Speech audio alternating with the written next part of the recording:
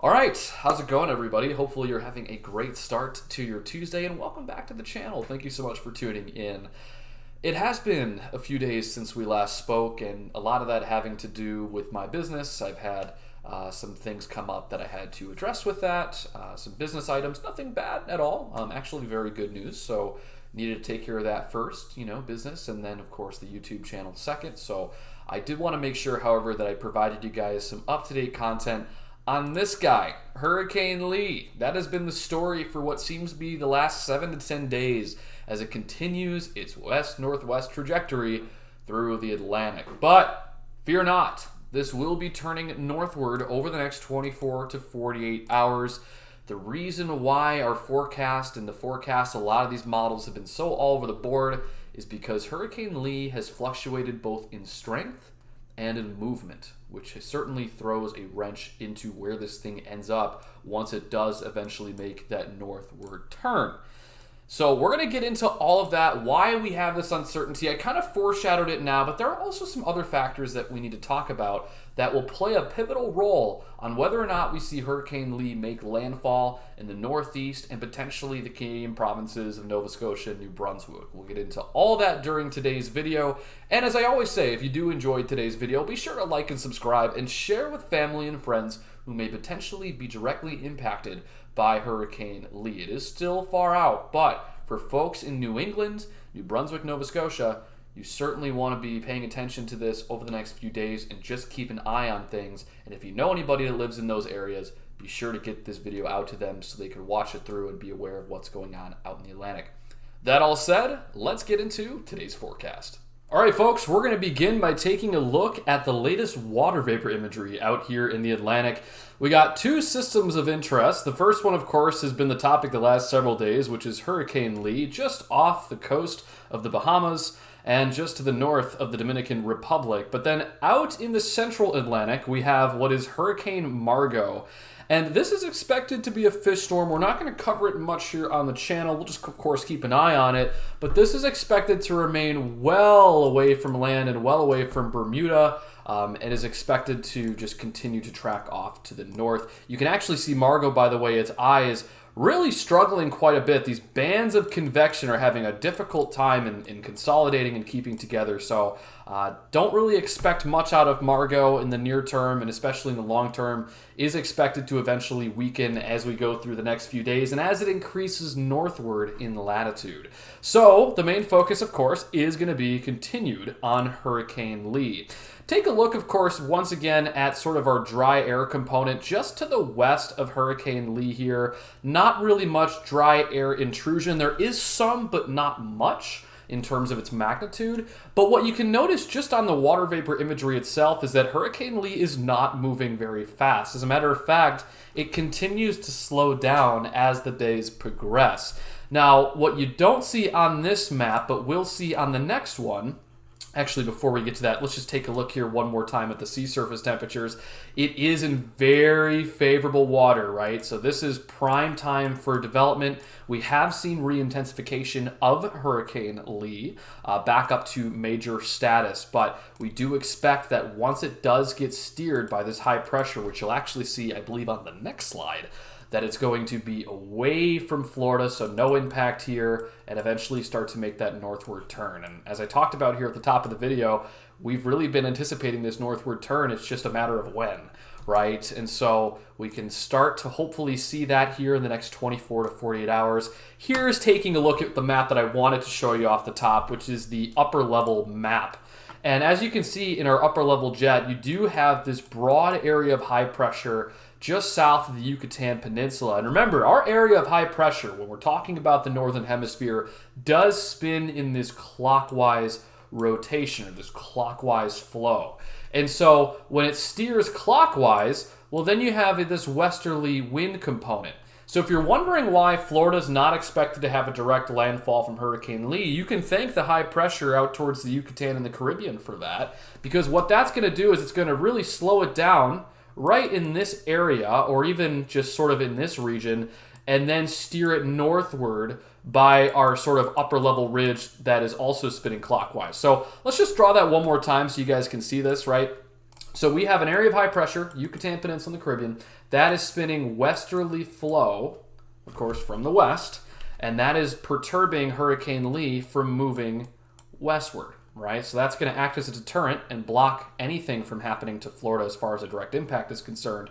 And then our overall area of high pressure, this ridge you see here, is going to help this steer more north. Now, the complexity comes with the troughing pattern that we see out towards the lower Great Lakes. If you remember just back a couple days ago, we were talking about the potential of this hurricane not even seeing a direct impact to land at all and just being steered out to the northeast once it moves north. However, what's happened is because the hurricane has slowed down considerably and it's gone through quite a bit of recycling in terms of its strength, well, this troughing feature that was actually going to spin it towards the northeast, or deflect it to the northeast, I should say, is going to be out moving ahead before it makes its way north. So just to clarify, so we all understand here, this shortwave trough out towards the Great Lakes was supposed to be responsible for its northeastward deflection once Hurricane Lee makes its turn northward. However, because it's slowed down considerably, this trough is expected to move much quicker than Hurricane Lee, thereby taking the trough off the coast, progress eastward, and allowing this hurricane to take more of a northerly turn instead of a north-northeasterly turn. That has implications with surface impacts to land of the lower 48 and the provinces of Canada. Now, here we're looking at the latest dropsonde. This was as of the last hour with NOAA's latest reconnaissance mission. And as you can see, you do have a bit of subsidence here within the 700 to 800 level. Remember, when we talk about subsidence, we're really looking at the area of high pressure aloft. And when we see that dew point and temperature deviation as we get higher in the atmosphere, that's where we'd expect to see our high pressure to be located. This is good, of course, for hurricane development, as well as sustainability. The other thing I want you to note, though, is take a look towards the surface, right? We are not very saturated once we get down to the 1,000 millibar reference level, which is really our surface level. You notice that your dew point does start to, sort of, I guess, decrease just above the surface, just around 9 to 950 millibars, which is indicating that there is some bit of dry air intrusion within the center. Now, keep in mind, this is an unknown location of where the dropsonde was positioned. We are under the assumption that it was somewhere near the center, or what would be the eye of the hurricane. So there is some dry air intrusion happening here. And even if we didn't know for sure if it was the center, which we're assuming we just don't know considering it's unknown, we could still look at the infrared satellite here. So this is where your center would be, the eye of the storm. And there is not much eye center consolidation. We're going to look here at the National Hurricane Center discussion here in a second, but you notice that there likely is some dry air component to this. But actually the real reason, which is what the National Hurricane Center highlighted as to why we're not seeing a consolidation of the eye, is because we have too much clutter going on around the center, too much convective clutter, to where we're not seeing much of an eye wall replacement cycle. So let's head on back here. Let me go back 2 slides to the Hurricane Center's latest discussion. And it actually highlights this, right? It says that Lee is trying to consolidate into one large eye wall, but the eye remains obscured with fragments of the old eye wall. Peak 700 millibar flight level winds were about 110 knots, and then goes on to then say that the initial wind speed is held at 100 as a compromise of the aircraft estimates. So, a little bit of a scattered data collection with our latest reconnaissance mission, but we do know that it still is hovering right around major hurricane status. It will also go on to say that Lee is still moving slowly west-northwestward at 300 degrees at 5 knots. So it is starting to make that turn, right? It's still on a west-northwest trajectory, but we can tell based on our degrees, right, being at 300 degrees, that it is starting to tilt a little bit more to the north. So that is a sign that we are going to eventually see that northerly turn, and it may even happen here within the next 24 hours. Originally, I had the range of 24 to 48. It will probably be maybe even sooner than that. that we start to see that due to the synoptic pattern that we highlighted just moments ago. It says here also that the steering pattern is expected to change during the next couple of days as deep layer trough moves across the eastern United States, produces a weakness in this ridge, and as a result, Lee is forecast to turn northward and gradually accelerate during the middle and latter parts of this week. So, that all said, keep in mind one thing.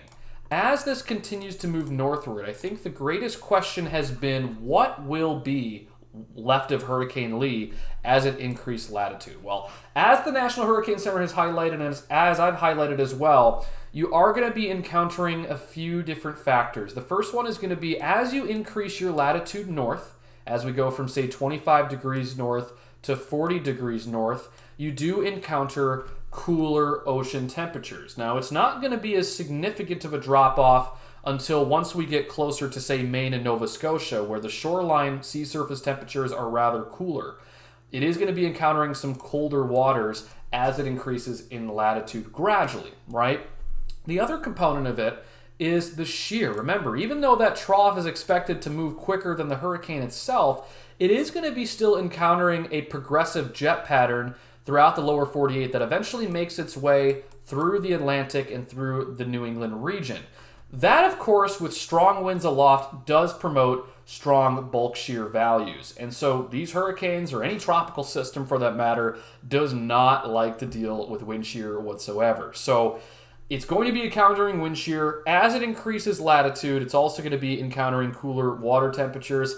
Let's just go under the assumption that Hurricane Lee, let's say, makes landfall as a Category 1, say a low to mid-range Category 1. It's going to be encountering anywhere between the Maine coastline and or Nova Scotia. Let's say that it hits Maine, right? And there's a couple of solutions, at least as of this morning, that are showing that. Not many, but a couple that would show a direct landfall to Maine. Keep in mind that it's got to deal with the shear, it's got to deal with the cooler waters, and it would have to deal with frictional component, which would be from the White Mountains and the higher elevations of Maine, as well as the rough terrain of the coastline of Maine. And that's not even factoring the other scenario, which could be the landfall directly on Nova Scotia, New Brunswick. Nova Scotia, if we remember, they are not a sea level shoreline. They're also very elevated with their shoreline. So that's going to play a pivotal role in its weakening phase.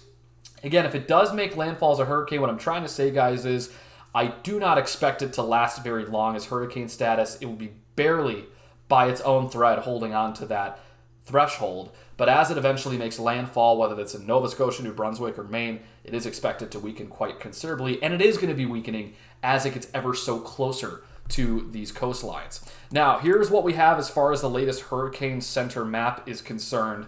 This is the cone of uncertainty. We do expect it to remain a major within the next 24 hours, but again, as we increase our latitude, we do expect this to weaken down to a hurricane and then eventually get close to the far New England coastline of Maine, even far portions of New Hampshire by the time we get to your weekend.